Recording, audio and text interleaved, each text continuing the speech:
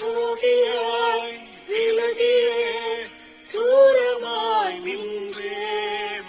பலிபீடமாம் சிலுவையில் உம் அன்பினை கண்டேன். ஒரு துரோகியாய் விலகியே தூரமாய் நின்றேன். பலிபீடமாம் உம் சிலுவையில் உம் அன்பினை கண்டேன். நீ தூய ரத்தத்தினால் கழுவினீர். என்னை உயர்ந்த ஸ்தானங்களில் நிறுத்தினீர். உன் பிள்ளை நான் என்பதை உணர்ந்தேன். உன் அன்பின் ஆழங்களில் தொலைந்தேன்.